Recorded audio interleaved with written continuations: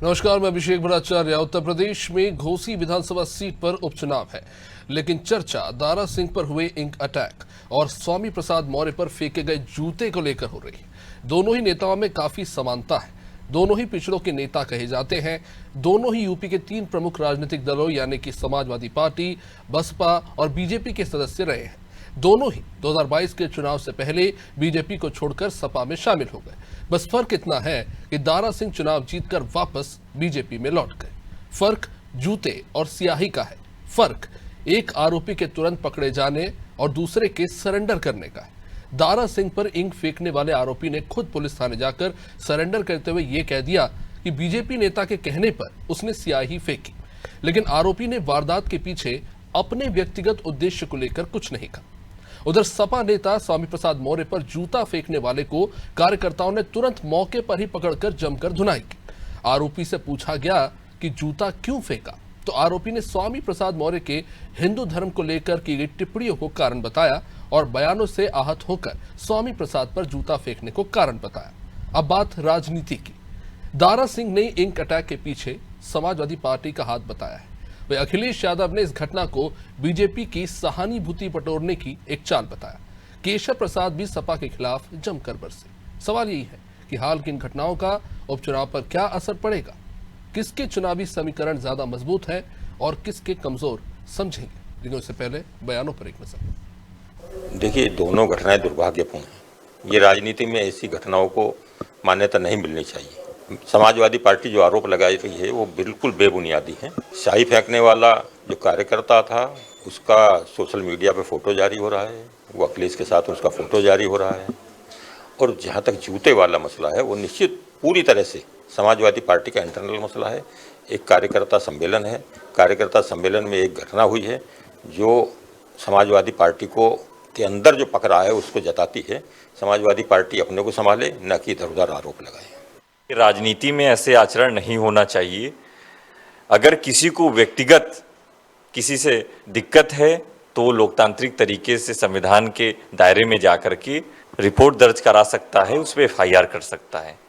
लेकिन कहीं ना कहीं भारतीय जनता पार्टी के द्वारा लगातार राजनीति का स्तर गिरता हुआ जा रहा है और इस तरह का जो ये कांड हुआ है, कांग्रेस पार्टी इससे कदापि इससे सहमत नहीं है और कांग्रेस पार्टी इसकी निंदा करती है। जो कार्यकर्ता वहां था मऊ में, वो भारतीय जनता पार्टी का कार्यकर्ता था। यहाँ भी कहीं न कहीं भारतीय जनता पार्टी का है और भारतीय जनता पार्टी का ही कार्यकर्ता होगा। इसलिए भारतीय जनता पार्टी बौखला गई है, घबराई हुई है कि जन समर्थन अब उनसे हट रहा है। उन्हें 10 साल दिल्ली के, उत्तर प्रदेश के 7 साल का हिसाब किताब देना है। आज जो लोग भी चल करके इस हॉल में आए, यहाँ से लेकर के, ये भी जगह किसी समय नेताजी ने दिलाई थी, याद होगा आपको। और नहीं मानते वो पन्ने पलट लेना आप। ये जो सड़क चौड़ी दिखाई दे रही है समाजवादियों की देन है। जो बिल्डिंगें आप बड़ी बड़ी ऊंची दिखाई दे रही हैं, ये नेताजी के किसी जमाने में दी गई थी। आज जो गोमती नगर इस रूप में दिखाई दे रहा है, लोहिया इंस्टीट्यूट समाजवादियों का, फ्लाईओवर समाजवादियों का, लोहिया पर समाजवादियों का, आगे चले जाओ जहां तक देखोगे वो समाजवादियों का काम दिखाई दे रहा है। इनका काम क्या है? तो इसलिए घबराए हुए हैं। स्वामी प्रसाद मौर्य जी का जूता से किसी ने स्वागत किया है, उनको साधुवाद है। मैं निवेदन करता हूं, एक तरफ समाजवादी पार्टी के शीर्ष नेता ये कहते हैं कि हम सभी धर्म, सभी संप्रदाय, सभी मत मतांतर को मानते हैं, हम किसी का अपमान नहीं करते, लेकिन उनके पार्टी के वरिष्ठ नेता हैं रोज रोज सनातन को टारगेट करते हैं, सनातन धर्म संस्कृति को गाली देते हैं। एक तरफ तो लोहिया जी रामायण मेला की शुरुआत करते हैं, दूसरी तरफ उन्हीं के पार्टी के नेता जिस प्रकार से ये कहते हैं कि रामचरितमानस पर बैन लगना चाहिए, प्रतिबंध लगना चाहिए, जलाना चाहिए, हिंदू देवी देवताओं को गाली देना, सनातन को गाली देना, तो सनातनी चलिए अब इस चर्चा को आगे बढ़ाते हैं। आज हमारे साथ इस चर्चा में मेहमान जुड़ रहे हैं। कांग्रेस से शिल्पा दीक्षित हमारे साथ जुड़ रही है, बहुत बहुत स्वागत। अश्विनी शाही हमारे साथ भारतीय जनता पार्टी से अपना पक्ष रखेंगे। अनूप संडा हमारे साथ समाजवादी पार्टी से, आपका भी बहुत बहुत स्वागत। सैयद रजा रिजवी साहब वरिष्ठ पत्रकार भी हमारे साथ जुड़ चुके हैं। तो वैसे देखा जाए तो समाजवादी पार्टी और बीजेपी दोनों ही नेताओं का अपमान हुआ है, लेकिन क्योंकि अश्विनी जी आपकी पार्टी की सरकार है तो इसलिए सबसे पहले आप ही के पास आना चाहूंगा। क्यों आपकी पार्टी के कार्यकर्ता अपने ही प्रत्याशी के ऊपर स्याही फेंक रहे हैं और आप ही के पार्टी के कार्यकर्ता समाजवादी पार्टी के कार्यकर्ता सम्मेलन में जाकर मार खा रहे हैं। देखिए, जो आरोप लगाया गया है, अभी माननीय पूर्व मुख्यमंत्री जी क्या कह रहे थे, दोनों तरफ भारतीय जनता पार्टी का कार्यकर्ता, यानी कि सारे समाजवादी पार्टी के सम्मेलन में भी भारतीय जनता पार्टी का कार्यकर्ता है और वहां चुनाव प्रचार में भी भारतीय जनता पार्टी का कार्यकर्ता है। कितनी निंदनीय बात करते हैं, घटना की निंदा करनी चाहिए। उस भाई दोनों जगह मैं घटना को बेहतर नहीं मानता, निंदनीय घटना है, इसकी कड़ी निंदा कर देनी चाहिए। न जूता फेंकना सही है और न स्याही फेंकना सही है। लेकिन अब आइए माननीय अखिलेश यादव जी के निरा झूठ पर, कोरे झूठ पर आइए। उस आरोपी ने यह स्वीकार किया है, वहां के पुलिस की ताजा रिपोर्ट में आपको बता रहा हूं कि वो प्रिंस यादव जो भाजपा नेता है उनसे उसने फोन पे बात किया, उसने स्याही फेंकने की धमकी दी। उसके बाद जब यहां पर स्याही उसने फेंका, पुलिस ने पूछताछ की सरेंडर करने के बाद, तो उसने बताया कि मुझे बड़ा नेता बनना था, इस वजह से मैंने स्याही फेंकी, मैं समाजवादी पार्टी का कार्यकर्ता हूं। अखिलेश यादव को वो कार्यकर्ता समाजवादी पार्टी का नहीं दिखता है, उसको बड़ा नेता बनना था। और धनंजय मिश्रा नाम मैं बता रहा हूं, एसओ का नाम है, सीओ का उनका बयान आया है। उन्होंने ये कहा है स्पष्ट रूप से कि वो समाजवादी पार्टी का कार्यकर्ता है, उसके मन में महत्वाकांक्षा थी, स्याही फेंकेंगे तो हम अपने नेताओं के उसमें आ जाएंगे। चलिए ठीक है, जवाब ले लेते हैं। दूसरी बात नहीं, अभी आधा हिस्सा हुआ है, अब आता हूं जूता पर। स्वामी प्रसाद यादव जी पर निंदनीय काम हुआ है, नहीं करना चाहिए। लेकिन स्वामी प्रसाद यादव जी सुबह सोकर उठते हैं, शाम को सोते हैं, इस बीच में सनातन पर हमेशा कुछ न कुछ कुठाराघात करते रहते हैं। मैं चैलेंज करता हूं, कहीं किसी दूसरे धर्म पर जरा मजहब पर, पंथ पर कर देखे तो अभी तो ये किसी ने सिरफिरे ने जूता फेंका है जिसको सजा मिलेगी। यहां तो दूसरे धर्म पर सर कलम करने की सजा होती है। स्वामी प्रसाद जी, दूसरे धर्म की हिम्मत हो, औकात हो, मैं कहता हूं औकात, क्योंकि स्वामी प्रसाद मौर्य जी बड़े क्षुद्र नेता हैं। वो अपने आप को बहुत जो नेता कहते हैं, मैं कहता हूं क्षुद्र नेता हैं, जो सनातन का हमेशा अपमान करते हैं। रामचरितमानस से लेकर और गौरी गणेश तक का अपमान उन्होंने किया है, चाहे जिस पार्टी में रहे हों। उतना दिन उनका स्वर्णिम काल था जितने दिन भारतीय जनता पार्टी में रहे, मुखारबिंद से कुछ निकला नहीं उनके। लेकिन आज जो चीजें हो रही हैं, इनको सनातनियों का भी प्रकोप झेलना पड़ेगा। जी चलिए ठीक है। अनूप जी, तो सीधे वो कह रहे हैं कि जो आपकी पार्टी में एंट्री लेने के लिए इस तरह के काम करने पड़ते हैं अगर बड़ा नेता बनना हो। केशव प्रसाद मौर्य भी कुछ ऐसा ही ट्वीट कर रहे थे, क्या जवाब देंगे इस पे? देखिए, भारतीय जनता पार्टी जिस विचारधारा की से पुष्पित और पल्लवित है, वो विचारधारा ही हाथी के दांत खाने के और दिखाने के और वाली विचारधारा है।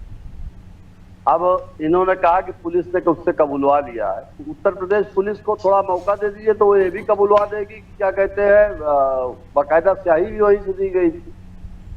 और जितना उत्तेजित है हमारे भाजपा के मित्र, वो अपने आप में बता रहा है कि इनकी उत्तेजना बौखलाहट का नतीजा है। इनको इतना परेशान नहीं होना चाहिए। इनकी सरकार में परिंदा भी पर नहीं मार पाता सरकार की इच्छा के बगैर। कोई जूता फेंक रहा है, कोई स्याही फेंक रहा है, और आप बार बार जो ये सनातन करते हैं, ये अभिषेक जी छद्म सनातनी लोग हैं, जिनको सनातन धर्म की उन उदात्त परंपराओं के बारे में जानकारी ही नहीं है कि यहाँ मत वैभिन्न को, मतों के अलगाव को, मत भिन्नता को बहुत सम्मान की दृष्टि से देखा गया है।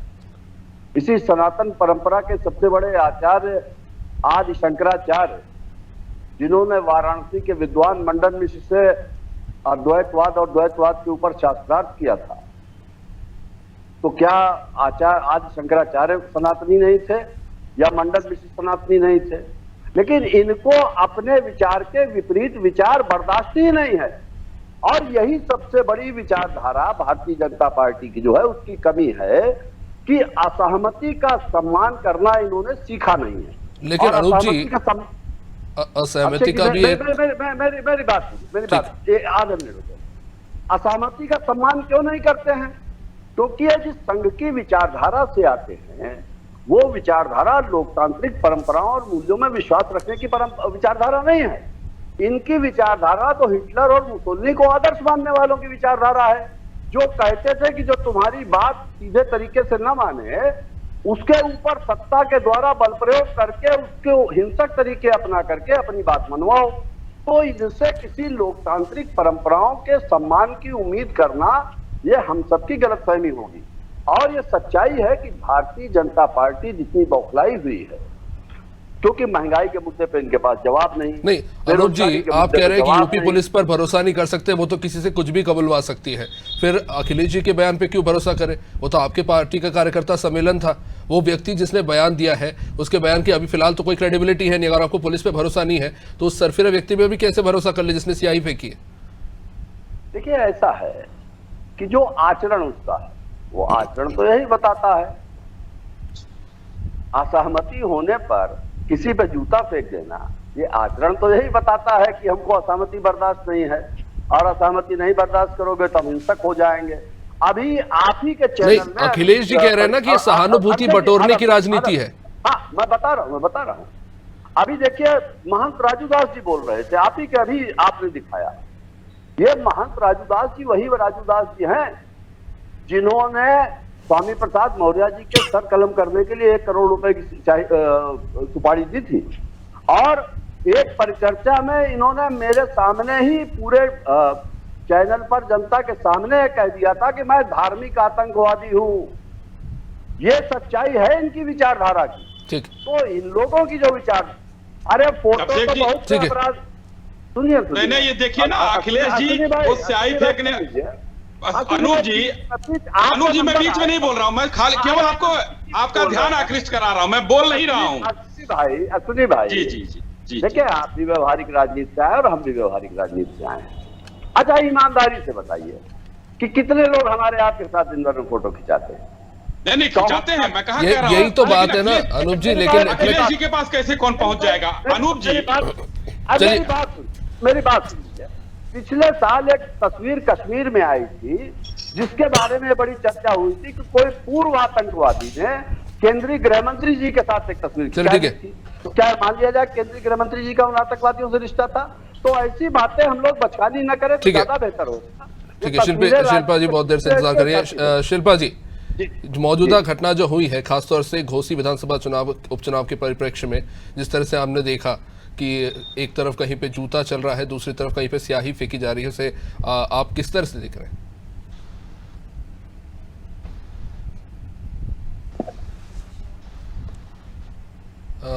शिल्पा जी, शायद आपका ऑडियो में कुछ प्रॉब्लम आ रहा है, हम तक आवाज आपकी नहीं पहुंच रही है।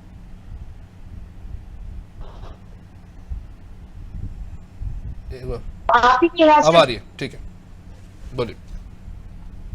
आपके यहाँ से स्विच ऑफ हो रहा है? जी आ रही है, अब आ रही है। कहना चाहूंगी कि उत्तर प्रदेश जैसे प्रदेश में अगर इस तरीके की घटना होती है तो ये सरासर निंदनीय है, ना ही उत्तर प्रदेश कहीं भी हो ये देश में।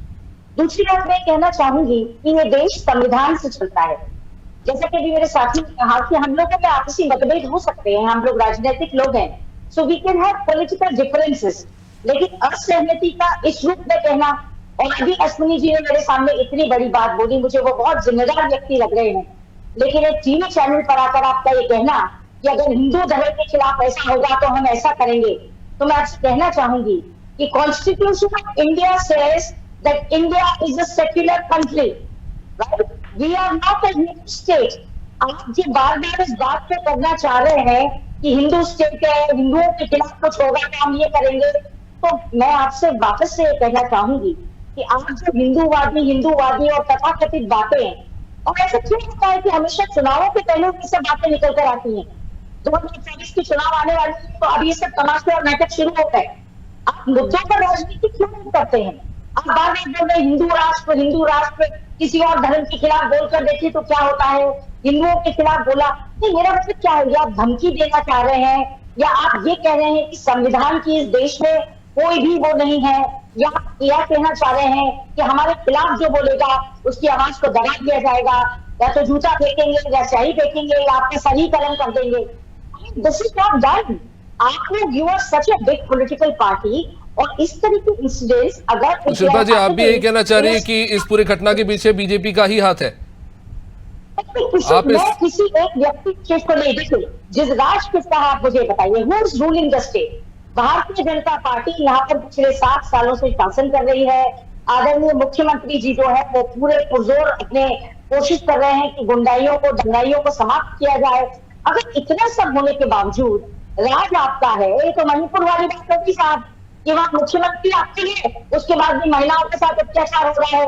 उत्तर प्रदेश में राजनीति है, फिर भी गुंडागर्दी हो रही है, फिर भी ऐसी घटनाएं हो रही हैं, तमाम पोस्टर लगा दिए जाते हैं, चलिए, ठीक है। लोगों को चिन्हित कर दिया जाता है, उसके बावजूद भी कुछ नहीं हो रहा है। So this is something very bad. आप आक्षेप लगा रहे हैं जीतने पर, आप खुले आप चैनल पर धमकी दे रहे हो कि हिंदू धर्म के खिलाफ आप बोलेंगे तो ऐसा होगा। Ashwini ji, done, we are bound ठीक है। By the constitution of Ashwini ji आपसे जवाब लूंगा, उससे पहले मैं सैयद साहब आपके पास आना चाहूंगा। सैयद साहब, ये बड़ा दिलचस्प मामला है। दारा सिंह जी सपा छोड़ के बीजेपी में जाते हैं तो उसके लिए बीजेपी और दारा सिंह जिम्मेदार है। ये जो घटना हुई, चाहे वो जूता चला या स्याही फेंकी गई, उसके लिए भी बीजेपी को जिम्मेदार ठहराया जा रहा है। हालांकि इस तरह की घटनाएं हम फिल्मों में जरूर देखते हैं कि नेता ने खुद गोली खा ली ताकि चुनाव जीत सके, सहानुभूति पा सके, लेकिन हम सामने ही घटनाएं देख रहे हैं, तो इसे किस तरह से देख रहे हैं आप? देखिए, ये तो रहता है सहानुभूति की बात। और आपको बताऊं कि अतुल अंजान साहब यहाँ लखनऊ विश्वविद्यालय में जो है वो लखनऊ विश्वविद्यालय के चुनाव में अध्यक्ष का चुनाव लड़ रहे थे, तो उन्होंने अपने हाथ पे पट्टी बांध ली थी और पट्टी बांध के ऐसे ऐसे किए हुए, बिल्कुल पट्टी बांधे हुए ऐसे ऐसे किए हुए, वो आप समझिए पूरे लखनऊ विश्वविद्यालय में टहले कि उनको सहानुभूति मिल जाए। और उनको जो छात्राओं का है वो सहानुभूति बहुत मिला, और वो पट्टी बाद में पता चला कि हड्डी उनकी टूटी थी कि नहीं टूटी थी, लेकिन उससे वो चुनाव जीत गए। तो कहीं ना कहीं सहानुभूति होता है। लेकिन ये स्याही फेंकने की जो बात आई है, ये स्याही तो केजरीवाल में भी दिल्ली में फेंकी जा चुकी है, ये कोई बहुत बड़ा मसला नहीं है। ये स्याही आप कह सकते हैं कि हल्की से पब्लिसिटी स्टंट भी है। अब इसको ये जोड़ना कि साहब इससे चुनाव कोई हार रहा है और चुनाव जो है उसका अच्छा नहीं जा रहा है, इसलिए स्याही फेंक रही है, ये फेंक रहा है, तो मेरा हमें लगता है ये बहुत अच्छी बात नहीं है।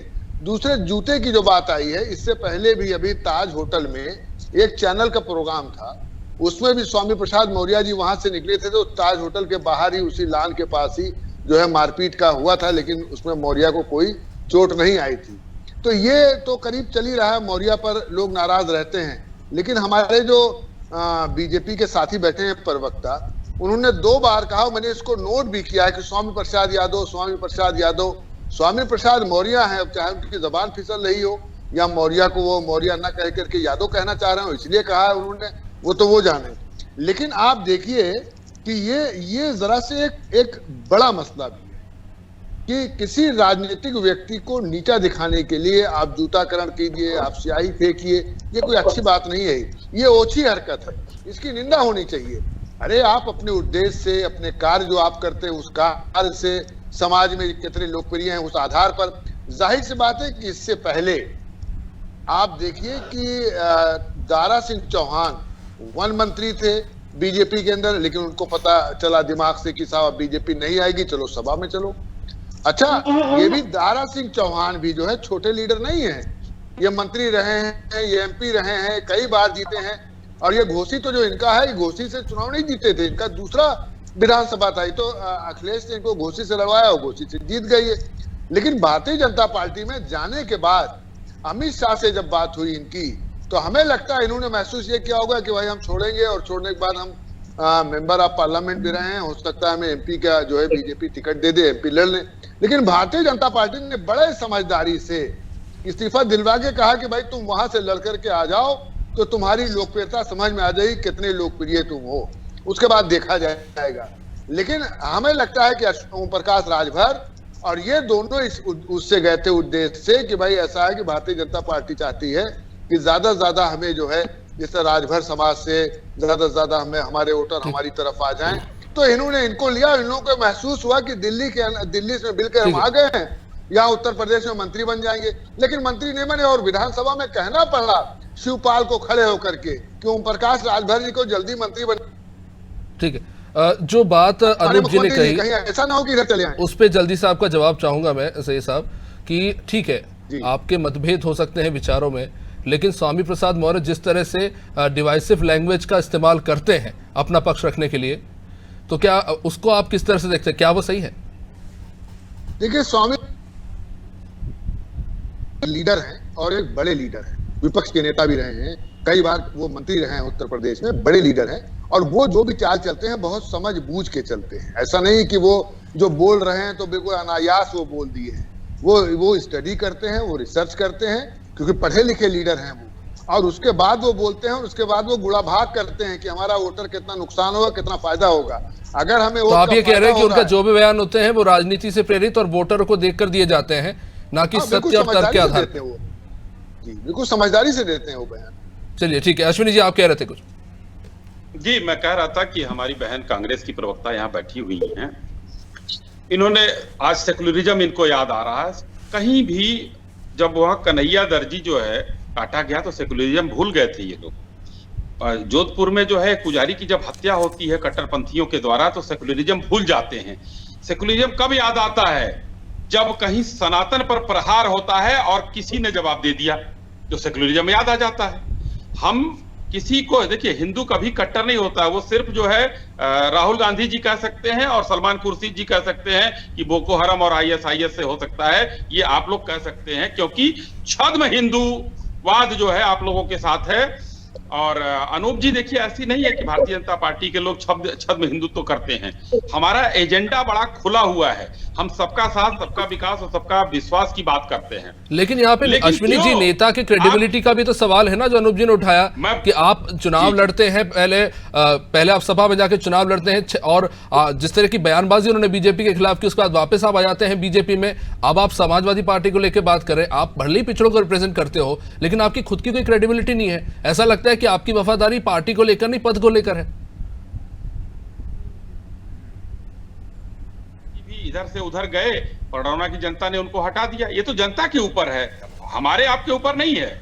जनता सबको जानती है कि कौन कितना उसकी क्रेडिबिलिटी कितनी है, कितनी नहीं है, ये जनता तय करेगी। इस लोकतंत्र में ये जनता तय करती है, क्योंकि वहां पर स्वामी प्रसाद मौर्य जी यहाँ पर भारतीय जनता पार्टी में आए हैं दारा सिंह जी। अब वहां की जनता तय करेगी कि भाई आप वहां के विधायक अच्छे थे या भारतीय जनता पार्टी में अच्छे लगेंगे, ये तो जनता तय करेगी जब तक वो नहीं चुनाव का परिणाम नहीं आ जाता है। मगर जो अभी मैं बताना चाहूंगा कि हमारे जो है स्वामी प्रसाद मौर्य जी ठीक है पढ़े लिखे हैं, तो मैंने तो यही बात कहा है स्पष्ट रूप से कि अगर हिम्मत हो तो इतना पढ़ लेना कि किस तरीके से कहा क्या लिखा गया है। कभी बाइबल के खिलाफ भी बोले, कभी कुरान के खिलाफ भी बोले। समय बहुत सीमित बचा है, मैं जल्दी से अनूप जी जवाब चाहूंगा। अगर दारा सिंह जी का ऐतिहासिक रिकॉर्ड उठा के देखें तो वो भी तीनों दलों में रहे हैं और स्वामी प्रसाद मौर्य जी भी तीनों ही दलों में रहे हैं। पर वो कर सकते हैं, इतने भी पढ़े लिखे नहीं। एक मिनट अश्विनी जी, समय नहीं है, अनूप जी जल्दी से जी आप पूछ ले, मैं सुन नहीं पाया। सिंह जी बहुत जोर से बोल रहे थे, मैं सुन नहीं हम पाया। बात कर रहे हैं दारा सिंह की क्रेडिबिलिटी को लेकर कि वो 3 अलग अलग दलों में रहे, चुनाव जीत के बाद वापस चले गए बीजेपी में, लेकिन स्वामी प्रसाद मौर्य भी तो वही करते रहे हैं। जब तक उनको बीजेपी में फायदा मिल रहा था वो बीजेपी में रहे, अब समाजवादी पार्टी में आके वो पिछड़ों को लेकर राजनीति कर रहे हैं। देखिए फर्क है, दोनों में फर्क यह है कि स्वामी प्रसाद मौर्य जी भी भाजपा से आए और दारा सिंह चौहान जी भी आए। लेकिन स्वामी प्रसाद मौर्य जी, हम चुनाव नहीं जीते, हमारी सरकार नहीं बनी, उसके बाद अपनी विचारधारा को लेकर के हमारे साथ दृढ़ हैं और लगातार समाजवादी पार्टी के लिए, समाजवादी आंदोलन को मजबूत करने के लिए काम कर रहे हैं। और दारा सिंह चौहान जी, या मैं नाम नहीं लेना चाहता हूं, एक नेताजी और हैं वहां के जो अभी जिनको ब्रह्म ज्ञान प्राप्त हुआ, भाजपा में शरण मिल गई। ये सारे लोग जिनको सत्ता जब भाजपा के हाथ से जाती दिखाई दी तो तब तो समाजवादी लोग बड़े अच्छे हो गए, समाजवादी संघर्षशील हो गए, समाजवादी सामाजिक न्याय की शक्ति हो गए, अखिलेश जी देश के सबसे बड़े नेता हो गए। जब सत्ता हमारे पास नहीं आई तो फिर भाजपा में आपको समाज का कल्याण दिखने लगा। और जो हमारे भाजपा के मित्र जिस तरीके की टिप्पणी कर रहे हैं, मैं यही बात मैंने शुरुआत में भी कही थी और फिर मैं ठीक, चलिए माफ कीजिएगा, समय अब इजाजत नहीं देता है इस चर्चा को आगे बढ़ाने का। बहुत बहुत शुक्रिया आप सभी मेहमानों का इस चर्चा में जुड़ने के लिए। तो जाहिर तौर पर जूते और स्याही राजनीति अब इन दोनों के बीच में आ फंसी है और घोसी का उपचुनाव है और इस तरह की जो घटनाएं हुई हैं, राजनीतिक दल एक तरफ इन घटनाओं की निंदा भी कर रहे हैं, वहीं दूसरी तरफ इन घटनाओं को लेकर एक दूसरे पर निशाना भी साध रहे हैं। जाहिर तौर पर आने वाले समय में स्पष्ट हो जाएगा कि जनता किस तरफ जाती है और क्या वाकई इस तरह की घटनाओं का जनता के मनोविचार पर या उनके वोट देने की जो तय करते हैं किसे वोट देना, उस पर प्रभाव पड़ता है ही नहीं। ये आने वाले समय में स्पष्ट हो पाएगा। फिलहाल इस कार्यक्रम में इतना ही। आप देखते रहिए अनादि टीवी। नमस्कार।